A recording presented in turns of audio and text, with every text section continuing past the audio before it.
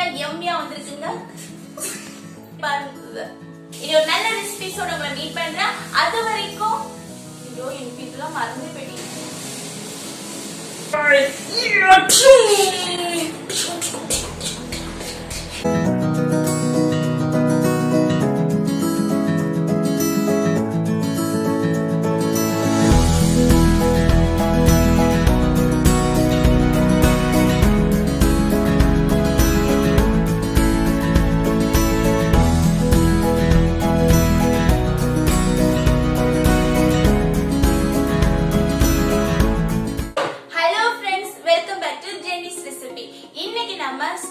எப்படி செய்யலாம்னு பார்க்க போறோம்.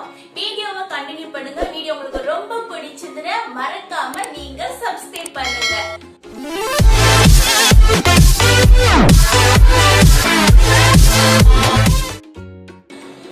இன்னைக்கு நம்ம ஸ்கிட் ஃபர்ஸ்ட் நம்ம நல்லா வேக வச்சிட்டு அப்புறமா ஒரு சூப்பரான மசாலா ரெடி பண்ணி நம்ம இதை தயார் பண்ண போறோம். சோ வெயிட் பண்ணாம வீடியோக்குள்ள போகலாம். வாங்க ஃப்ரெண்ட்ஸ், ஸ்குவிட் எப்படி செய்யலான்னு பார்க்கலாம். இதை நீங்கள் கனவா மீன் கூட சொல்லலாம், இல்லாட்டி கூந்தல் மீன் கூட சொல்லிக்கலாம். இதை பாருங்கள், நான் நல்லா கழுவி எடுத்து வச்சுருக்கிறேன். இதை நம்ம இனி ரவுண்ட் ஷேப்பில் கட் பண்ண போகிறோம். கழுவுறது ரொம்ப ரொம்ப ஈஸிங்க. ஆனால் இது வந்து ரொம்ப குட்டி மீனால் நான் கழுவுறதை உங்களுக்கு நான் காமிக்கலை. நெக்ஸ்ட் டைம் ஒரு நல்ல கொஞ்சம் பெரிய மீனாக வாங்கிட்டு உங்களுக்கு நான் அதை எப்படி கழுவணுங்கிறத காமிச்சு தரேன். இது மற்ற மீன்களோட கொஞ்சம் டிஃப்ரெண்ட்டாக இருக்கும். உள்ளுக்கு அந்த கண்மை மாதிரி மஷி மாதிரிலாம் இருக்கும். அதெல்லாம் உடையாமல் எடுத்து கழுவணும். உங்களுக்கு நான் நெக்ஸ்ட் டைம் சீக்கிரமாக உங்களுக்கு நான் ஒரு கொஞ்சம் பெரிய மீனாக வாங்கி உங்களுக்கு நான் கழுவி அப்லோட் பண்ணுறேன். பாருங்க, கட் பண்ணியாச்சு. இதை நம்ம இப்போ மசாலாலாம் போட்டு நல்லா கொஞ்சம் மேரினேட் பண்ணி வச்சிடலாம். இது பாருங்க, மீனுக்கு தேவையான அளவுக்கு சால்ட் ஆட் பண்ணிக்கலாம். சால்ட்டு, அப்புறமா கொஞ்சம் வத்தல் பொடி, அப்புறமா மஞ்சள் பொடி ஆட் பண்ணிக்கலாம். ஆட் பண்ணிவிட்டு நல்லா கை வச்சு நல்லா விரசிக்கோங்க. விரசி வச்சுட்டு ஒரு 20 மினிட்ஸுக்கு அதை கொஞ்சம் ஊற வச்சுட்டு நம்ம குக்கரில் கொஞ்சம் தண்ணி ஆட் பண்ணி நம்ம அவிச்சு எடுக்க போகிறோம். ஓகேங்க, அது ஒரு ஓரத்தில் இருக்கும். இப்போ நம்ம பெரிய வெங்காயம் கட் பண்ணி எடுத்துடலாம். நான் இங்கே ஒரு பெரிய வெங்காயம், அப்புறம் நான் ஒரு கை பெரிய வெங்காயம், அப்புறம் ஒரு தக்காளி இதுதான் வெட்ட போகிறேன். அப்புறமா கொஞ்சமாக நீங்கள் சின்ன வெங்காயம் இருந்துச்சுன்னா நீங்கள் சின்ன வெங்காயம் கூட, சின்ன உள்ளி சொல்லுவாங்கல்ல, அந்த சின்ன உள்ளி கூட யூஸ் பண்ணிக்கலாம். ஆக்சுவலாக கறிக்கெல்லாம் பார்த்தீங்கன்னா பெரிய வெங்காயத்தோட சின்ன உள்ளி தாங்க அவ்வளவு டேஸ்ட்டாக இருக்கும்.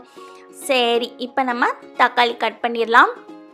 ரொம்பவும் அருமையாக இருக்குங்க, செம்மையாக இருக்கும். நீங்கள் ட்ரை பண்ணி பாருங்கள். அதை நாம் இப்போ பண்ணுற இந்த மாடலை நீங்கள் ட்ரை பண்ணி பார்த்தீங்கன்னா வேறு லெவலில் இருக்கும், அருமையாக இருக்கும். நீங்கள் மறுபடி செஞ்சு சாப்பிடுவீங்க. இப்போ பச்சை மிளகாவை ஒரு செண்டில் கீறி எடுத்துக்கலாம். நான் ரெண்டு அப்படி தான் நான் பச்சை மிளகாய் எடுக்கிறேன். ஏன்னா வந்து ரொம்ப காரமாக இருக்கும். இப்போ கொஞ்சம் சின்ன வெங்காயம், நான் சொன்ன மாதிரி சின்ன உள்ளியும் கொஞ்சமாக கட் பண்ணி எடுத்துக்கிடுறேன். நீங்கள் தேவைன்னா நீங்கள் நிறைய கூட யூஸ் பண்ணிக்கலாம்.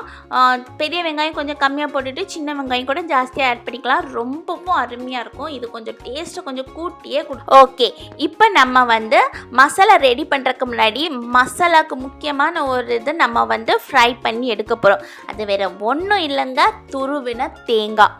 ரொம்ப ரொம்ப அருமையாக இருக்கும். இதில் நான் கோகோனட் ஆயில் தான் ஆட் பண்ணியிருக்கிறேன். கோகோனட் ஆயில் ஆட் பண்ணிவிட்டு ஒரு 4-5 ஸ்பூன் வந்து தேங்காவை துருவின தேங்காய் எடுத்துக்கோங்க. எடுத்துகிட்டு அதை நம்ம கொஞ்சம் நல்ல ஒரு கோல்டன் கலரில் சேஞ்ச் ஆகிறது வரைக்கும் நல்லா ரோஸ்ட் பண்ணி எடுக்கணுங்க. நல்லா ஃப்ரை பண்ணி எடுத்துகிட்டு அதை நம்ம கிரைண்ட் பண்ணி எடுக்க போகிறோம். செம்மையாக இருக்குங்க, அருமையாக இருக்கும். ட்ரை பண்ணி பாருங்கள். நல்லா ஃபாஸ்ட்டாக நல்லா ஃப்ரை பண்ணிகிட்டே இருக்கிறோம்.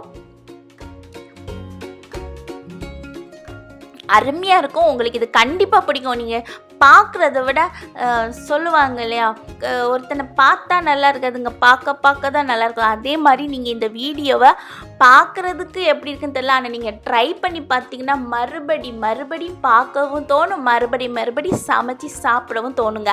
ஓகே, இங்கே பாருங்கள், மீன் ஒரு 20 மினிட்ஸ் ஆச்சு. இதில் நம்ம கொஞ்சம் தண்ணி ஆட் பண்ணிவிட்டு நம்ம இதை வந்து கொதிக்க வச்சு எடுக்க போகிறோங்க. நான் ஒரு 2 விசிலில் கொதிக்க வச்சு எடுத்துகிறேன். எதுக்காக நம்ம கொதிக்க வைக்கிறோன்னா, நீங்கள் இது இப்படி டைரெக்டாக கூட நீங்கள் ஆட் பண்ணிக்கலாங்க. ஆனால் என்னென்னா அது ரப்பர் மாதிரி இருக்கும். அதனால் நம்ம இது கொதிக்க வச்சு எடுத்தோன்னா அது ரொம்பவும் சாஃப்டாக இருக்குங்க. குழந்தைங்க கூட சாப்பிட்டுக்கலாம். ஓகேங்க, இப்போ நம்ம மசாலா ரெடி பண்ணலாம். அதை கடாய் வச்சதும் ஆயில் ஆட் பண்ணிக்கோங்க. ஆயில் ஆட் பண்ணிவிட்டு இஞ்சி பூண்டை நான் சதைச்சி தாங்க ஆட் பண்ணுறேன். இஞ்சி பூண்டை ஆட் பண்ணிவிட்டு நல்லா வதக்கி விட்டுக்கோங்க. ரொம்பவும் அருமையாக இருக்கும். இதை நான் பேஸ்ட்டை ஆட் பண்ணல, நான் வந்து சதைச்சி தான் ஆட் பண்ணுறேன். இதுவும் ரொம்ப அருமையான ஃப்ளேவர் கொடுக்கும், அருமையான டேஸ்ட்டும் கொடுக்கும். இப்போ நம்ம சின்ன உள்ளி, பெரிய வெங்காயம், பச்சை மிளகாய் எல்லாத்தையும் மொத்தமாக ஆட் பண்ணிவிட்டு வதக்கிக்கலாம். போட்டுட்டு அப்புறமா உங்களுக்கு தேவைன்னா நீங்கள் உள்ளி சீக்கிரம் வதங்கணும்னா நீங்கள் சால்ட்டு கூட நீங்கள் ஆட் பண்ணிக்கலாம். நான் சால்ட்டு ஆட் பண்ணிட்டேன். நல்லா வதக்கி விட்டுக்கோங்க. இப்போ நம்ம கொஞ்சமாக ஒரு கைப்பிடி அளவுக்கு கறிவேப்பிலையும் ஆட் பண்ணிக்கோங்க. கறிவேப்பிலை ஆட் பண்ணிவிட்டு அதையும் நல்லா வதக்கிக்கோங்க. உங்களுக்கு நான் ஒன்று சொல்லிக்கிடுறேன், உங்களுக்கு கறிவேப்பிலையோட சத்து உங்களுக்கு கிடைக்கணும்னா நீங்கள் ஸ்டார்டிங்கில் போடுறதோட கடைசியும் போடணும். நான் இப்போ ஸ்டார்டிங்கில் கொஞ்சம் மணத்துக்காகவும் கடைசி சத்துக்காகவும் ஆட் பண்ணுவேன். இப்போ பாருங்கள், தக்காளி பழத்தையும் ஆட் பண்ணியாச்சு. தக்காளி பழமும் ஆட் பண்ணிவிட்டு நல்லா வதக்கி விட்டுக்கோங்க. இப்போ கொஞ்சமாக மஞ்சள் பொடி, அப்புறமா காரத்துக்கு தகுந்தாப்பில் நம்ம வத்தல் பொடி ஆட் பண்ணிக்கலாம். வத்தல் பொடி ஆட் பண்ணிவிட்டு அப்புறமா கொஞ்சமாக மல்லிப்பொடியும் நம்ம ஆட் பண்ணிக்க போகிறோம். மல்லிப்பொடி ஆட் பண்ணிவிட்டு கொஞ்சமும் டைம் இல்லாமல் டக்குன்னு நம்ம வதக்கிடலாம். நான் இப்போ கொஞ்சம் ஆயில் ஆட் பண்ணியிருக்கிறேன். ஏன்னா எனக்கு கொஞ்சம் ஆயில் கொஞ்சம் கம்மியாக இருக்குது, அதனால் நான் ஆயில் ஆட் பண்ணிக்கிறேன். ஆயில் ரொம்ப விரும்பாதவங்க நீங்கள் ஆட் பண்ண வேண்டாம், தண்ணி ஆட் பண்ணிக்கலாம். நான் இப்போ கொஞ்சம் ஆயில் ஆட் பண்ணிவிட்டு அப்புறம் அடி பிடிச்சிடக்கூடாதுன்னு சொல்லிட்டு கொஞ்சமாக நான் இப்போ தண்ணி கூட ஆட் பண்ணதாங்க போகிறேன். நான் வந்து கோகனட் ஆயில் தான் ஆட் பண்ணுறேன், அதனால தான் கொலஸ்ட்ரால் இல்லாமல் ஃப்ரீயாக வாழலாம். ஓகே, இப்போ கொஞ்சம் நல்லா வதங்கியாச்சு. இப்போ நான் கொஞ்சமாக ஹாட் வாட்டர் தான் ஆட் பண்ணியிருக்கிறேன். ஹாட் வாட்டர் ஆட் பண்ணிவிட்டு கொஞ்சம் நம்ம இப்படி வதக்கி விட்டுடலாம். அப்போ தக்காளி, வெங்காயம் எல்லாமே மசாலாவோடு கொஞ்சம் நல்லா மிக்ஸ் ஆகி கொஞ்சம் நல்லா கொதிச்சிடும். ஓகே, இப்போ இதை நம்ம கவர் பண்ணி குக் பண்ணிடலாம். பாருங்கள், தண்ணியெல்லாம் நல்லா வத்திடுச்சு, செம்மையாக ஆயிடுச்சுங்க. இப்போ நம்ம என்ன பண்ண போகிறோன்னா, நம்ம ஃப்ரை பண்ணி எடுத்து வச்சுருந்தோம் இல்லையா கோகோனட், அந்த ஃப்ரை பண்ணி எடுத்து வச்சுருந்த கோகோனட்டை அரைக்கணும்னு சொல்லியிருந்தேன் இல்லையா, அந்த விழுதை நம்ம இப்போ ஆட் பண்ணிக்கலாம். அதை ஆட் பண்ணும்போது அப்படி ஒரு ஸ்மெல் செம்மையாக இருந்துச்சு. இப்போ நம்ம வந்து நம்ம அந்த கனவா மீனை வந்து நம்ம ஆட் பண்ணிக்கலாம். நான் இப்போ கொஞ்சம் ஒரு இதை எடுத்து நான் டேஸ்ட் பண்ணி பார்க்குறேன், எப்படி ரப்பர் மாதிரி இருக்குதா எப்படி இருக்குதுன்னு சொல்லிட்டு. ஃபஸ்ட்டு கொஞ்சம் கிளறி விட்டுட்டு மசாலா கொஞ்சம் அந்த மீனில் பிடிக்கிட்டேன், அதுக்கப்புறமா டேஸ்ட் பண்ணி பார்க்கலாம். ஓகே, செம்மையாக இருக்குங்க. உண்மையாக சொல்கிறேன், அந்த தேங்காய் எப்போவுமே நம்ம வறுத்தோன்னு அது ஒரு செம்மையான ஸ்மெல்லு கொடுக்கும். அதுவும் இப்போ இந்த கறியோட இறங்கி செம்மையாக இருக்குது. டேஸ்ட் பண்ணி பார்த்துட்டேன், உடைய உப்பு, எரிப்பெல்லாம், காரசாரம்லாம் செம்மையாக இருக்குது. அந்த தேங்காயோட ஸ்மெல்லும் அருமையாக இருக்குது. நல்லா கொதித்து வந்துச்சுங்க. இதை நம்ம ஒரு 5 மினிட்ஸ்க்கு நம்ம குக் பண்ணிடுறோம். ஏன்னா ஆல்ரெடி மசாலாவும் வெந்துடுச்சு, மீனும் வெந்துடுச்சு. இப்போ நம்ம தாளிப்பு ரெடி பண்ண போகிறோம். தாளிக்கிறதுக்கு நீங்கள் எண்ணெய் ஊற்றிட்டு கடுகு ஆட் பண்ணிவிட்டு கொஞ்சமாக தேங்காய், அப்புறமா கறிவேப்பிலை, 2 வரமிளகா ஆட் பண்ணிக்கோங்க. நீங்கள் இந்த தேங்காவும் நீங்கள் இது ஃப்ரை பண்ணி போட்டது அந்த தாளிப்பு அடடடா என்னங்க சொல்ல, ட்ரை பண்ணி பாருங்கள், நீங்கள் அருமையாக இருக்கும். இங்கே மீனும் நல்ல சாலெல்லாம் நல்லா கெட்டி ஆயிடுச்சு. இதை நீங்கள் சாதத்து கூட சாப்பிட்லாம், சும்மா சாப்பிட்லாம், சப்பாத்தி கூட, எது கூட வேணுமோ நீங்கள் அது கூடலாம் நீங்கள் சாப்பிட்டுக்கலாங்க. ஓகே, தாளிப்பு இப்போ நம்ம ஆட் பண்ணிக்கலாம். இது செம்மையாக இருக்குது, மனமும் செம்மையாக இருக்குது.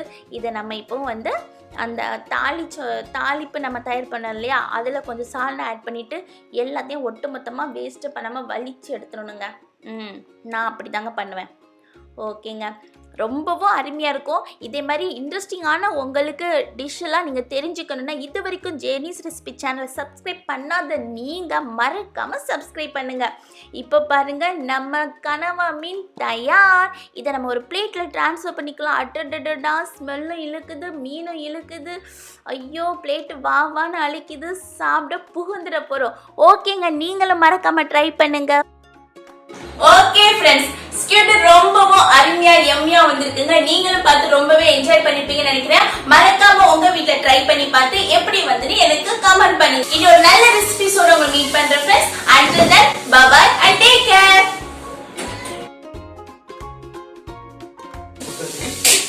மறக்காம உங்க வீட்ல ட்ரை பண்ணி பாருங்க.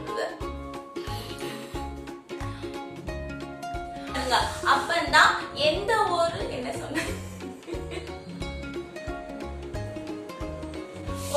ஃப்ரெண்ட்ஸ். இனி ஒரு நல்ல ரெசிபிஸோட உங்களை மீட் பண்றேன். அது வரைக்கும் ஐயோ எனக்கு இதெல்லாம் மறந்தே போயிடுச்சு. ஓகே ஃப்ரெண்ட்ஸ், ஸ்கியூட் ரொம்பவும் அருமையா யம்மியா வந்திருக்குங்க. இனி ஒரு நல்ல ரெசிபிஸோட உங்களை மீட் பண்றேன் friends.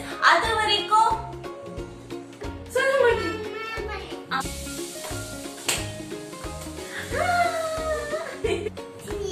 See you. See you. I love you. See you. See you. Okay. See you. Let's try it.